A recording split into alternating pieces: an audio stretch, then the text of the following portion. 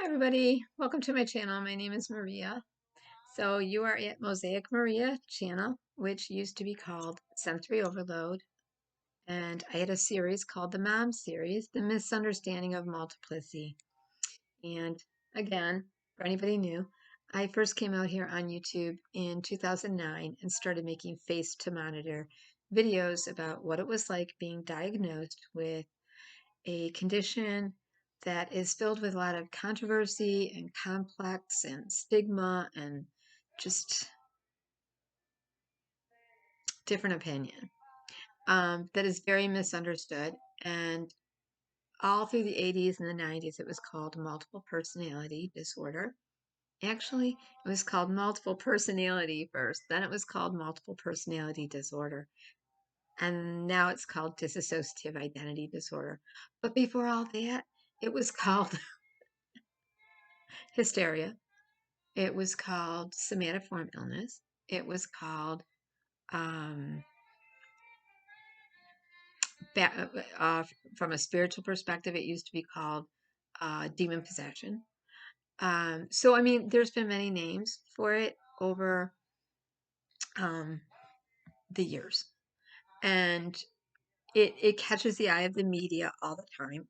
And basically, it's a person who has developed with more than one identity state, ego, or alter ego. And there's two schools of thought on it. One is that, I mean, because there are people that say they didn't have any trauma.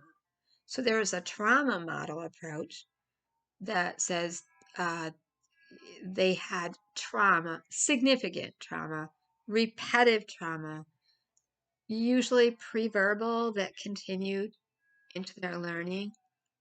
So for me, that pre-verbal trauma began when I was born. It really did. It began when I was born with the first that I remember trauma at 3 years old, and it just never stopped. So that in some circles is called complex post-traumatic stress disorder. So the thought is either one school of thought is when we're born, we don't have any personality. And we start pulling from everything around us like a sponge. We're just a clean slate of blobby sponge. And we just start grabbing all these experiences and learning from them and learning what to do and what not to do from 0 to 6, usually, or 7 years old. Okay. Depending on the doctor you're talking to, it could be 9. But usually people don't develop dissociative identity disorder unless they've had previous pre-verbal repetitive trauma. So some of that repetitive trauma could be DV in the house. It could be VA. It could be CSA. It could be a alcoholic parent or a substance usage parent. It could be a negligent parent. It could be not having a caretaker. It could be turmoil of being in many places from the ages of pre-verbal. Okay, so baby. So nothing is ever established. And so one school of thought is there are many interruptions, okay, of that are of a trauma nature. And so you're behaving in ways that you don't remember because you don't want to remember the feelings of the trauma.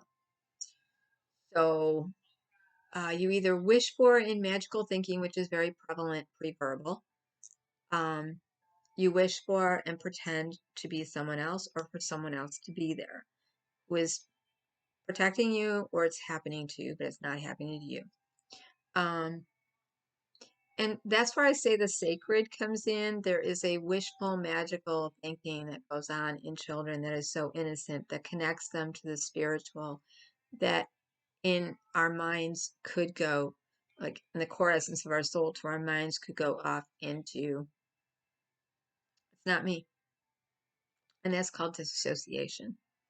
Um, and some people have features of this where they feel like they're outside of their body when they're really, really nervous, like maybe on stage and performing. They might feel like they're outside of their body, or somebody else was singing, not them.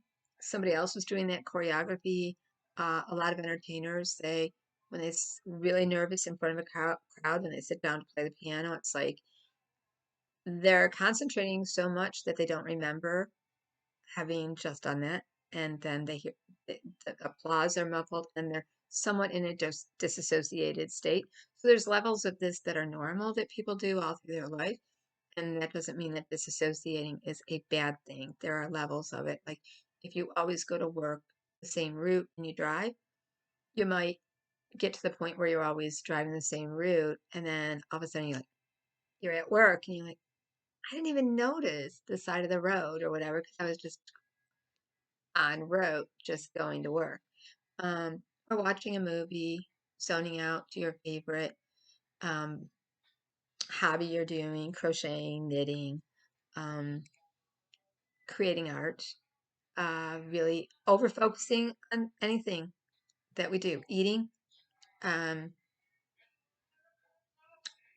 I know I've been in states myself of eating so fast I didn't remember I ate, or eating so slow I felt like I ate all day. So time really matters in this. So that's how time and disassociation gets mixed together, with people feeling like there's gaps in their time.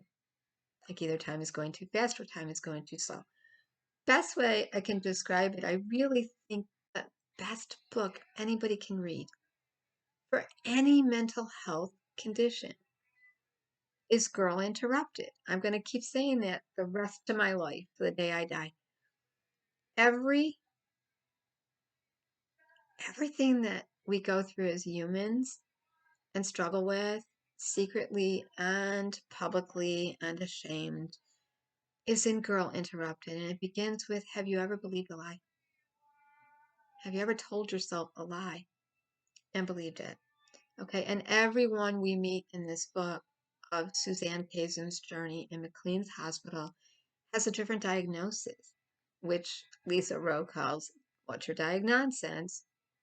because it all comes back to fear and personal accountability and being able to face either what we did or what someone else did or how we behaved when someone else did, our reaction and our character flaws that now we have.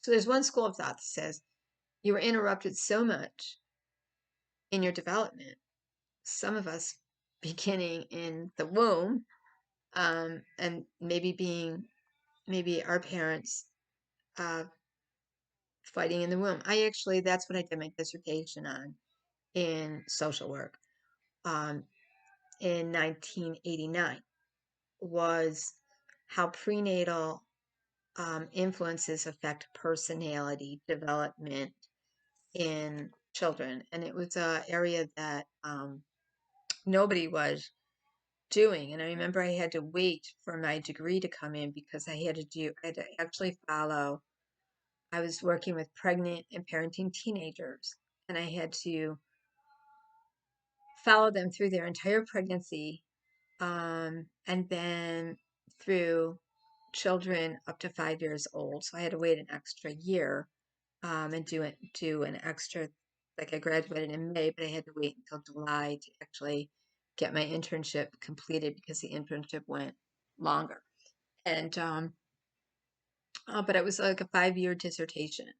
So you pick what your research is on. And I was using a lot of spiritual and a lot of empirical evidence that a baby could hear their mother's voice, their father's voice, how they developed. And this was really new then because ultrasounds were just really coming out and you could follow heartbeats and nothing like it is now. So we looked at everything. If the mother smoked, if they were in a home that was really stressful, how they slept, how they felt about having the baby, um, what their childbirth was like, the people they kind of were around during their pregnancy, um, their income level, the way they handle stress, all of that we looked at just by doing case management and following them and offering services where they needed. And so, um, and now we know that prenatally, personality is being developed in the womb, in the womb. So, um, so there's one school of thought that says all these interruptions, um, split off your personality, like you split into. And and D.I.D says you're not a personality yet. You're a sponge. You're a sponge, and you're developing your personality. And um, so all of those parts, aspects, ego states, you need. They're part of you in order to make you whole. So it's not recognized as other personalities, but your own ego states that you were not aware of. Okay, so I've been talking out here for years about these differences and how when they changed the name from MPD, multiple personality, in 1994 to DID, dissociative identity disorder, in 1994, what they were hoping to do is drop down the drama that went with these, okay? And it was really kind of taken off. There's different times where diagnoses take off. When awareness campaigns get revved up, and all of a sudden, um, there's more awareness, there's more movies, there's more TV shows, there's more true stories. And sadly, it usually perpetuates the myths, which is that you have total amnesia. You can never remember anything 1 minute to the next. You're kind of like you're somebody with Alzheimer's that's lost their memory. You could just switch any minute. Any bit of stress is going to make you switch. Like any post-traumatic stress is going to make a switch. Um, and all of these are not written in stone, and they're things that families feared. So many of us that were diagnosed back in the day were told, okay, the way to get better is to integrate, but it's going to take a long time, a lot of work. You're going to be in therapy every day. You're going to have to meet all your alter ego aspects, get to know them, their names, their origins, their history, how they came to be, and what trauma they're holding on to that really you went through, but you're denying the feelings of. So the only place you could really be yourself, process all of that, and allow the alter aspect egos to come out and live and be was in your therapist office. um, you might have been running around your whole life with them, and other people were maybe once in a while getting a glimpse of them. I can tell you in my life, um, my own dad had started to notice that I worked in his restaurant, and there were times he said, and I remember this. There were times, and I thought, why am I doing that? Like, why? There were times he would be getting ready to leave. He'd be like, okay, and he would say, Maria's got it, and it was like he was turning over the restaurant to me, like, okay, I'm leaving. He was going out to dinner with my stepmom. It was like Maria's in charge of um, the front, and somebody's in charge of the back, or whatever. Or he would give me an order about the cash register or something. This was years ago, or the dining room, or when I could let a waitress go, or when I could go, or so whatever, right? And um, and I would stick my tongue out in. I'd be like, as he was walking away, and he'd catch me, like, What are you doing? Didn't understand. I'd be like, I don't know. Just a joke. I don't know. I would cover for myself. I'd be like, why I did that. Also, I would get cleaning in the restaurant and I would not be able to stop myself. And eventually that alter aspect ego was called the clean freak by my kids. It was called that by my kids. I would get cleaning something and I could clean the paint off a wall if there was a stain on it. Okay, I wasn't gonna stop. Um, so you carry on with your weird little behaviors, wondering why am I doing this, but it doesn't really become a disorder until it does. So then in therapy, you're taught to bring them out and to allow them to live and exist, cooperate with them, coexist with them, talk to them, journal with them, make sure you introduce all of your family and friends to them and your employers. Well, I'm sorry, there was a little bit of an evil laugh um, about then. People are not going to be taking you very seriously at work. Your family, the first time you screw up, is going to be looking at you like, oh my God, I wonder if that was a different personality. Um, and when you're being told, you might go to bed, but another personality might wake up and take the car and drive, or go spend your money. I'll never forget the day back in 1991 when I handed over my checkbook to my therapist. I wasn't under a conservatorship. I wasn't under a guardianship. I just was really worried that another aspect of myself might overspend and I would go to pay my bills and the money would be gone. And so the first thing we had to do was get everybody on board with we got bills, nobody spends money on anything. And now and that can turn into very resistant behavior where now you won't spend anything on yourself. You won't, and you won't, and you keep everything the same. And so, how that fleshed out in my life is my children went to live with my cousins. I've talked about this before, so that I could do intense therapy.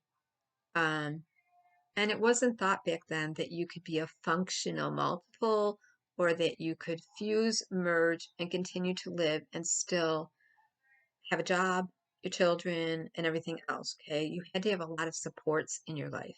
So the first thing you had to do was find enough money for therapy nonstop, then deal with all the physical things that happen to your body from processing all the crap and losing your children, losing your job, and losing your place in life and suddenly being impoverished and all you're doing is processing trauma forever.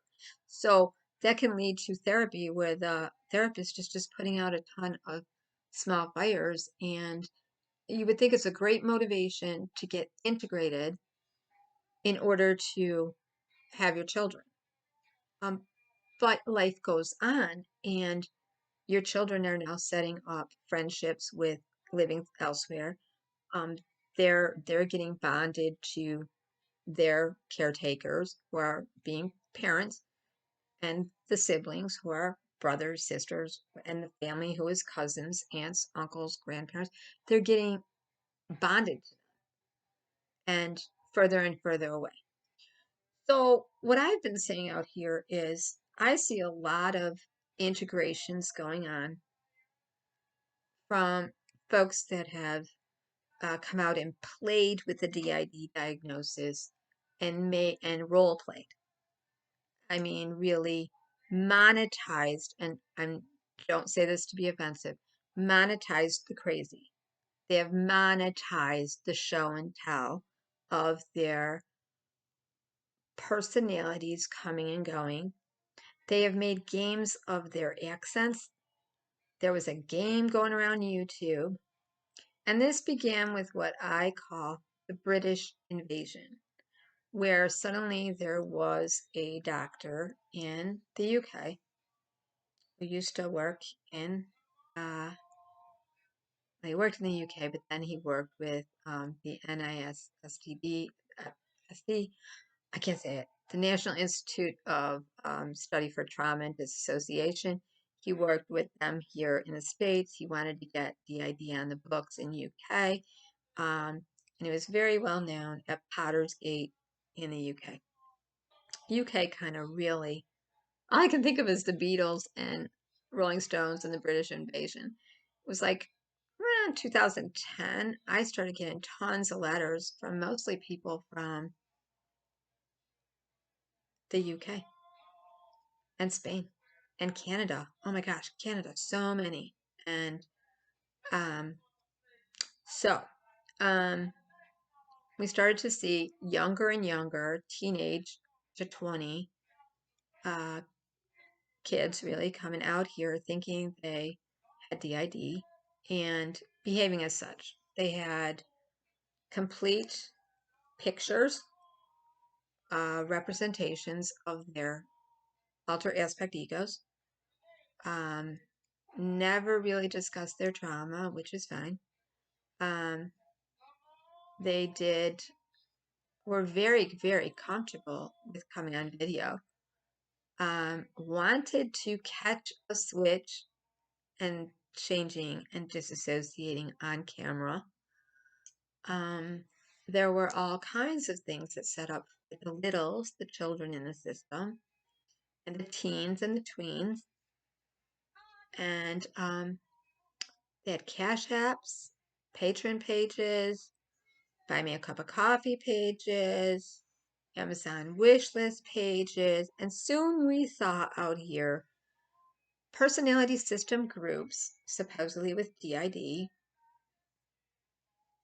on the UK television,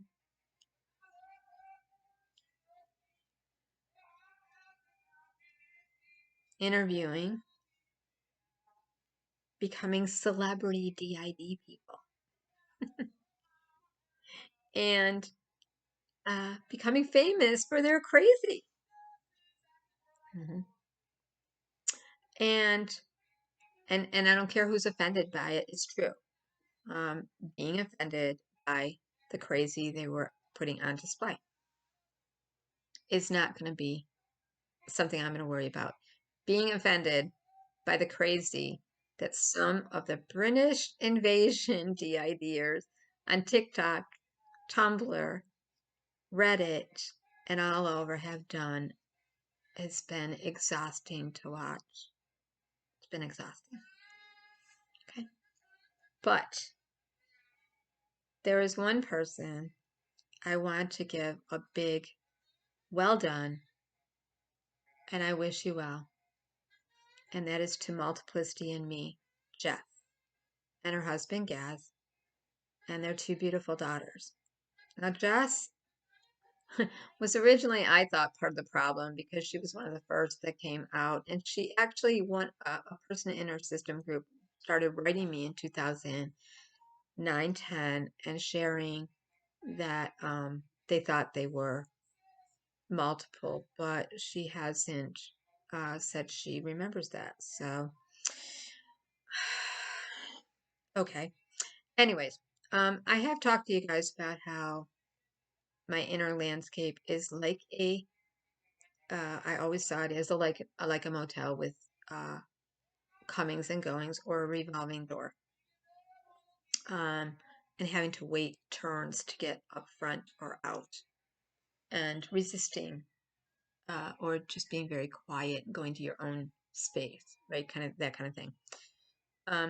Well, it appears Jess and Ed and Jamie and Ollie from Multiplicity and Me have done their final fusion and integrated.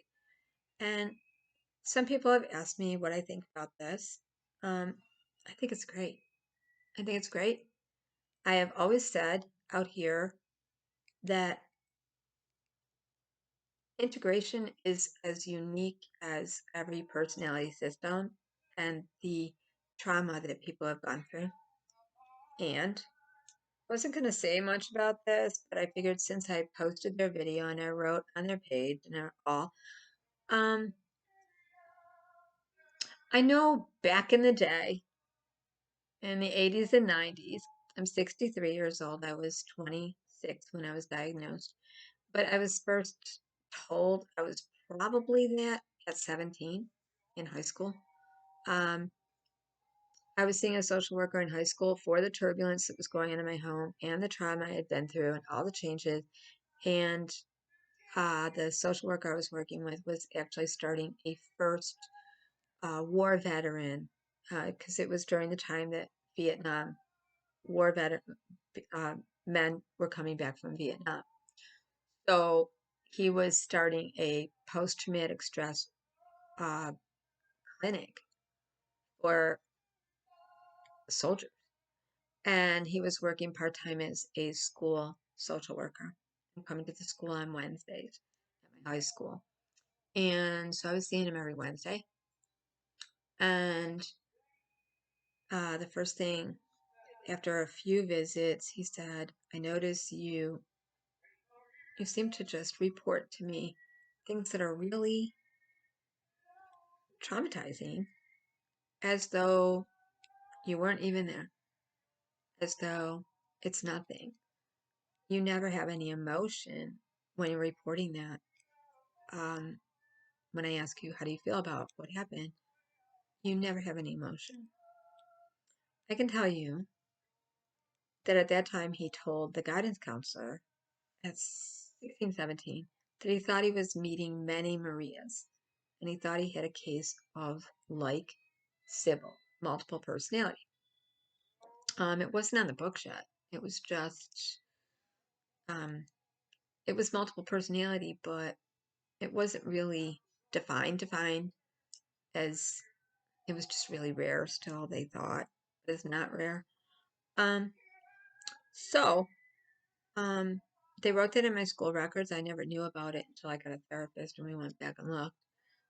So when I was 26, I went to a therapist and I went for panic attacks and I was all over the place in college. I was in university and I would finish one program and want to do another one. I wanted to be a hairdresser. At the same time that I was going to school for social work, I wanted to be a nurse. I wanted to be a medical record coder, and I wanted to be a English literature. I just that whole liberal arts thing. I was in love with it, and um, I just couldn't settle into one program, and I didn't see why I should have to. And it turned out that I could have had 3 majors um, in 4 years because I had done so much extra that I didn't need. In fact, I was going to check on my status of my degree, doing a job search recently, and it's really funny to see all the things all the careers I could have gone into. Um, but I was told I was too sick, and I was sick. I was physically sick, and I was mentally sick. But some of the physical sick was just how I was, what happened, from being run down. But the rest of it was all grief. It was grief and loss. And if you are grieving, your resistance is down. If you are depressed, your resistance is down. So my therapist was mainly dealing with, how do I get you back up into life? Well, he couldn't. He couldn't because my life was interrupted in a big way when my children went to live with my cousins. When I went into full-time therapy and I was no longer a social worker. I was no longer getting in a car every day and going to work. I was no longer seeing friends and family. I was looked at as, be careful, watch. Anything I did weird, be careful. Maria might break. Be careful. Oh, she's not okay now. I can tell it's not Maria. It was just everything was under scrutiny. And so what I would say is Jess going to the, I believe it, what is it, complex trauma treatment center there in the UK. I'll write it down. They do good work. When people have had complex post-traumatic stress disorder or whatever, they work with them about grounding, mindfulness, getting to know all your alters, looking at your past trauma, their trauma, which is your trauma, and acknowledging those feelings. So that's what Jess did. She went into intense therapy for a whole year. She made a video about it. She was always kind of like not really for integration. She was always for healthy multiplicity, like you can just stay. Um, you could just stay functioning with all yourselves and be fine. And I kept saying, you can't have it both ways when you're a mother, because then you got to explain to me why I couldn't. So, you see a lot of people with D.I.D now going for integration. So realizing I can get married and maybe my significant other, or I can fall in love and live with somebody. Maybe my significant other will put up with all these different personalities and flipping around and everything and constantly changing, but nobody else will. Maybe I can do this in my therapist's office. Maybe I can be all of me in my therapist's office, but my kids won't put up with it. It would be very harmful to my kids if I was 5 million different moms. Um,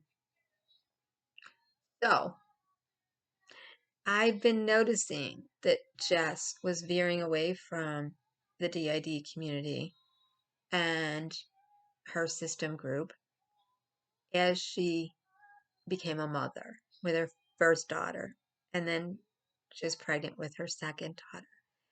And the first thing I noticed about Jess is everyone is still there and she's owning all of her feelings, feeling all her feelings. Like I said to you guys when I integrated, there's final fusion, which, I mean, I think they just made protocol steps. Honest to God, nobody knows what causes the final fusion. If it was really all the work you did in therapy, some of it helps, some of it helps a lot.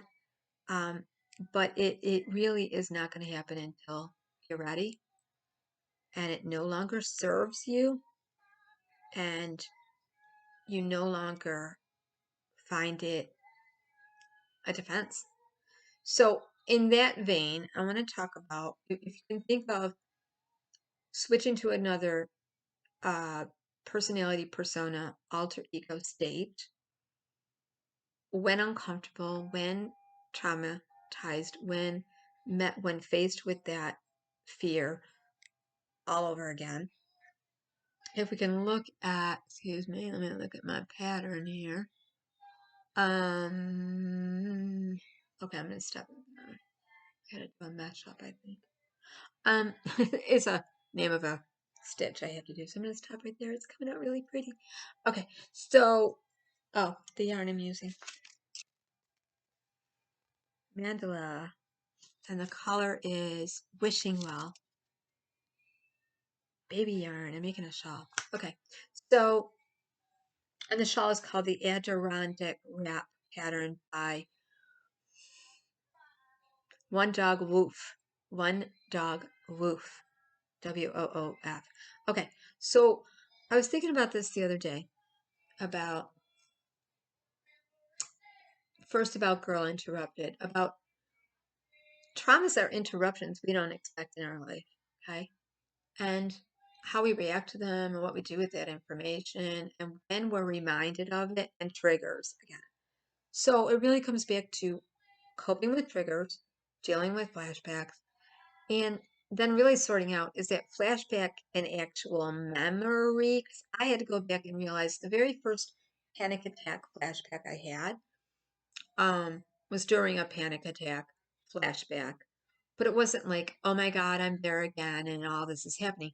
It was like watching a movie, and I couldn't get out of the movie. And um and then I didn't trust what I saw. It's like, okay, I remember, and it happened while I was smelling a petunia.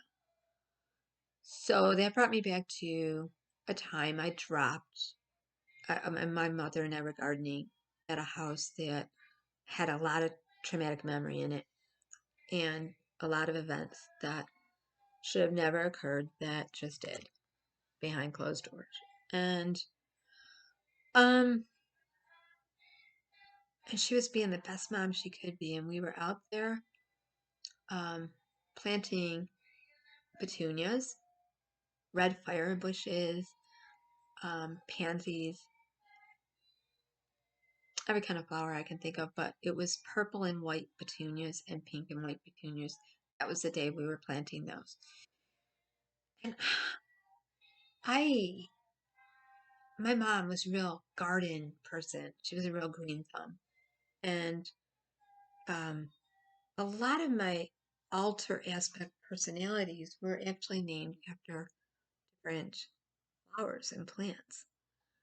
So what Jess was saying is in the integration process, you find out the origin and where the alter aspect egos come from. Many of mine are actually named after people I wanted to be like maybe my aunt, or where I wanted to be, like with my aunt, like my Aunt Joanne, my mother's sister, or I was wishing for my grandmother Rose. And what did I always see her doing? Cooking. And what did I always see my aunt doing? I saw her always doing crafts. So, so there are different alter aspect egos that as little babies and children, we look at comfort food, we look at comfort crafts, we look at everything, and and then kind of act like them, talk like them, and be like them. And we would be doing this subconsciously. Okay, so the most important thing that Jess was saying is that she realized how Ed, Jamie, Ollie, Weir, by going back, looking at the trauma, and feeling all the feelings, all the emotions, owning them, that now she understands. She did really create Ed, Jamie, Ollie, everyone, and why, and where they came from. And once you realize where they came from, they really are more with you. They don't have this, they're not acting without you. You're giving them permission subconsciously to exist. It's a default defense that you just keep doing. And that's what becomes the disorder of it. So people have asked me what I think about into uh, multiplicity and me integrating. What I'd like to answer that is what I've spoken about out here is convenient integrations. When people are going through a lawsuit, or they're suddenly going to adopt children, or they're um, getting married and they meet the right person, and suddenly everyone's gone. They don't have no more D.I.D. Here's what I can tell you. With the right supports, with a husband or wife or partner, with a person with D.I.D, you can raise children well and healthy. Eventually, you'd have to integrate. You still would have to integrate. Um, because there is no functional multiplicity if you're a mother, if you're a parent, if you're a primary caregiver. That's just the truth. No judges are coming along saying, okay, you got the idea, I'm going to take your kids away. But I guarantee you, your kids will grow up and say, oh my God. And they will have their trauma they back into, and they will have taken on roles they didn't want to take on, like try to see if your mom is switching now. Who is it now? How should I act in front of Ed or Jamie or this one or Rosie or that one or whatever, right? Okay. So what Jess has done is really healthy for her family. What I've done is very healthy for me. And it actually took being away from my family for going on 3 years to get to the final fusion for me. And I've talked about this in videos that I can still feel one aspect of myself very close to me. And I believe that's because it's me. It's me in its fullest sense, and that would be Astrid. That is my energy without any trauma. Now, Jess said something like she went 1 year without any symptoms with post-traumatic stress. And so she's deemed no more D.I.D. I just want to clarify. I think what she's saying is, what I'm hearing her say, is she didn't switch, split, or have any gaps or holes in her memory. Her day didn't go super fast and be gone. And she owns her time in her day again. And she's really snapped into living. And she's feeling all the emotions. One of the things that resonated with me is it is really hard to get past the we. She said she struggled with, do I say I or we? Because you do still really feel them with you. In fact, you feel them more with you integrated than not. It's just not an interruption. It's just a settling. It's a settling. It's a stepping into who you are, a fullness of who you are, and who God allowed you to be. I'm going to add God in there because none of this stuff goes on without God seeing it happening. So people have often said, well, I don't believe in God because why would God let this happen to me? Well, life is one big test.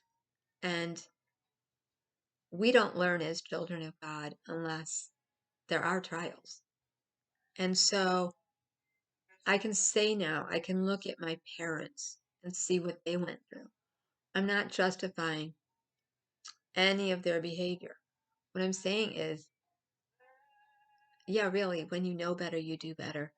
And it's only the parents that refuse to acknowledge they're wrong, and or the person that hurt you that refuses to acknowledge. And there's a whole lot of accusations that go out, and people are just cut off and they can't explain. They're like, and they don't want any communication. You're just cutting off your nose to spite your face, or you're lying. Because there will be people in that whole therapeutic process when you confront people with what they did to you, and some people confront, some people don't. You have to weigh your own. Is it worth it? Is that person going to change? Are they so old that they're just going to see it their way? Are they so set? Are they so in denial? Are they so that they're never going to, are they so that they're never going to say, I'm sorry? Okay. So, but then you have people that have been falsely accused and they're not even given a chance to defend themselves. So, when you're thinking about integration, there's going to be a lot of stuff that comes up where you really know that you know that you know for a certainty in vivid color. You're not in the black and white anymore. You're in vivid color. Like you have stepped into, like you have gone from trigger warning to all the MK Ultra people out there who, Disney program. It's like stepping out of Kansas and into the land of Oz and then back again. You really are back into yourself. It's a solidifying, I've said in other videos, and I've said exactly what Jess has said and there's no guarantees. Some doctors believe if you go 3 months with a merge, you're good.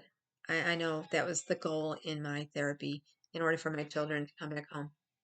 My therapist made up this magic number, I guess, of if Maria and the group can establish a steady fusing and merge for 3 months, the kids can come back into the house and she can go back to work.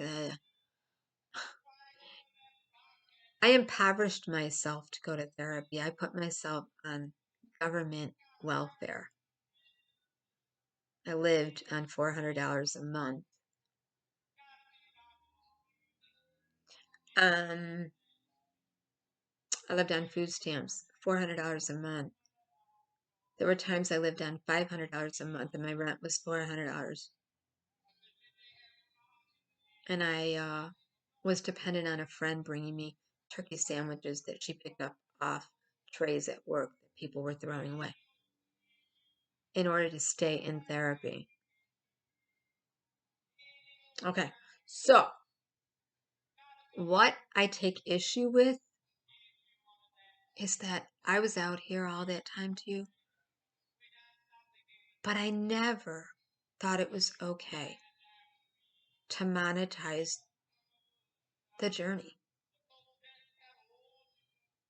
There were no patron pages then. So I wonder about the people that are coming out here and branding and monetizing their D.I.D. Some people have Amazon wish lists that have furnished their homes, bought their children's clothes. Go look at their wish list. They didn't just set up to do vlogging. I got a wish list. I finally put it out. Yeah. And I've put down cat litter, cat food. I've put down his parasitic medicine now because I've taken a look at some people's wish lists and I'm like, you gotta be kidding me. I've been supporting you and doing this and you're doing that with it? Really? Okay, I'm gonna do it too. Okay. So there you go with that. So but there were a lot of people that already had the equipment, they already had their studio, they already knew editing, they had the big programs, they were geekazoids, they had what they needed, they were techie, and they came out here and did it well. And they built their channel and they monetized D.I.D. And we all supported them. I'm not just talking about Jess, I'm talking about tons of people out here doing that. And I walked away when I saw people doing that. I thought, that's not right. It's not right to serve up a shit show, even if you're educating and doing awareness, to serve up, dish up, to prance out the altars when you need them, when your views are going down, and then crank up the, oh my gosh, we have to travel here to go be on a TV show, and we have to travel here to do this, and we're going to get a house, and now I'm pregnant, and da-da-da. And I'm not saying Jess, I'm saying there's a lot of people doing that. What I see Jess doing is healthy. What I see a lot of, I won't mention names, other D.I.D. groups are continuing to rape this community. So that's my real feelings about it. There are other big system groups that just keep growing in their integration. They just keep making another person. Whether it's 2.0, 3.0, or you're just combining names, you're just making another person and keeping the shit show going. Okay? So you gotta want the integration. And I believe that Jess had good reason getting married, being pregnant, and then being pregnant again and watching her daughter grow to the age she was when she was first abused, when she first started experiencing trauma.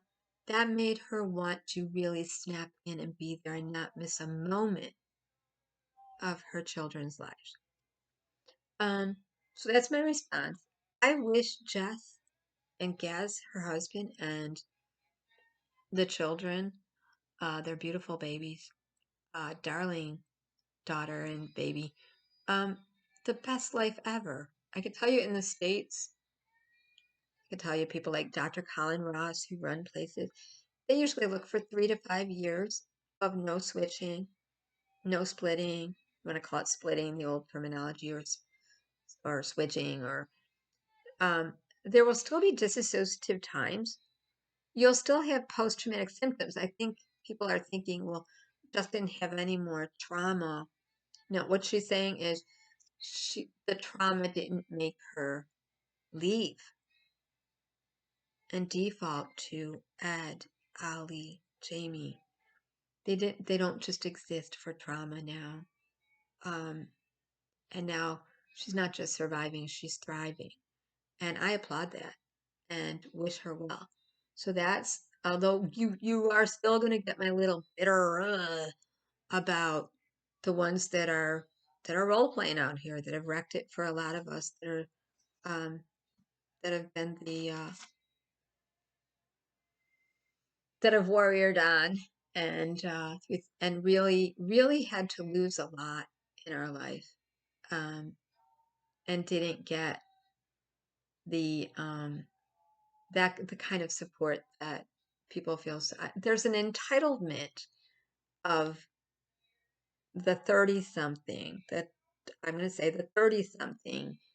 There's an entitlement of that age group out here on YouTube that are just like, I'm giving you information about my life, so you give me money.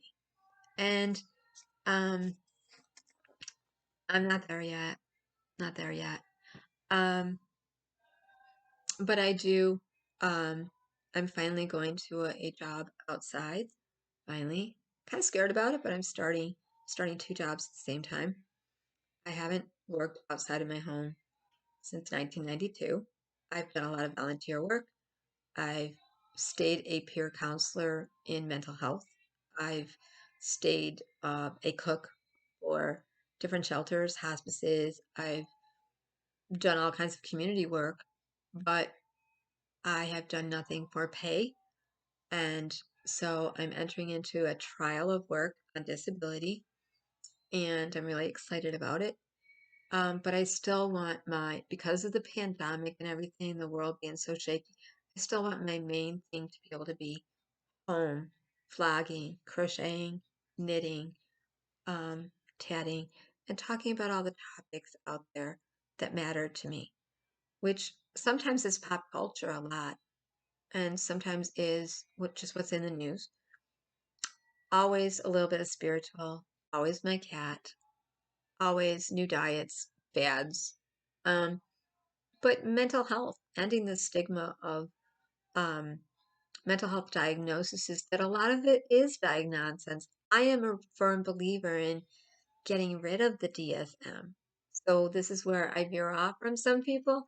I'm I've seen people get one diagnosis after another with the DSM being used just as an insurance cover to keep a person coming into therapy, and person's lining their pocket with money. So before you become a cash cow to somebody and lose your life and end up on a government system, and your therapist is just letting you get more and more depressed and more impoverished, and they're not empowering you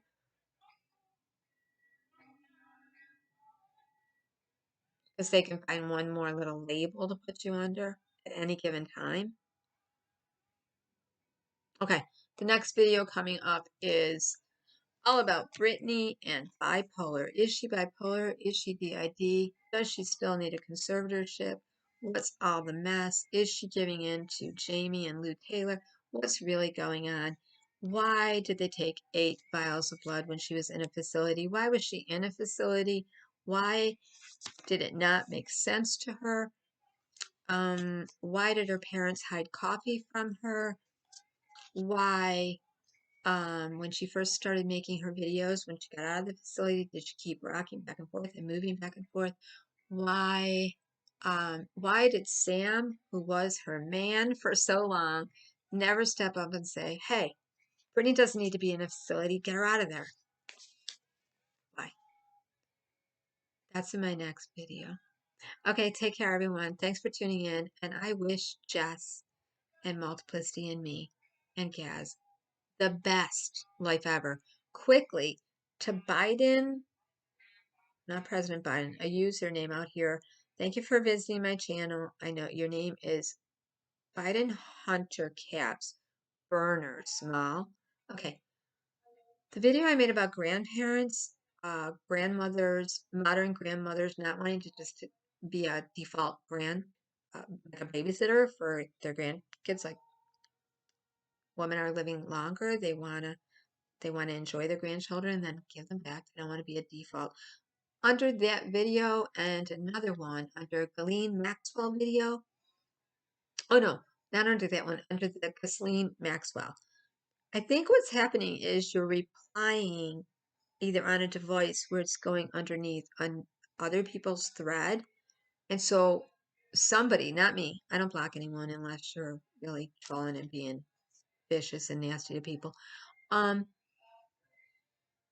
think it's very hard to understand when you're making flat statements. I'm not seeing on your end. So it's coming up like I'm being apologetic and sympathetic to Ghislaine Maxwell, and like you would expect that from somebody like me with BPD. That's how it's coming across. And then you're writing it underneath um, another person. So you need to go straighten out your whatever, how you're hitting reply, where it's going. You're saying you're being censored. I don't know who would censor you on my channel. I just don't knock people off my channel for stating their opinion. I welcome everyone's opinion. If you're being an asshole, I'll tell you you're being an asshole. And if you're really being obnoxious, I will then give you a warning that I'm going to block you. Or if anybody else on my channel reports you, I can't handle that. That's between them and or whatever. Um, so that's all I wanted to say. And Ray, thank you for getting in touch with me about Jess's video. Other people have actually written me in um, email that we always talk. And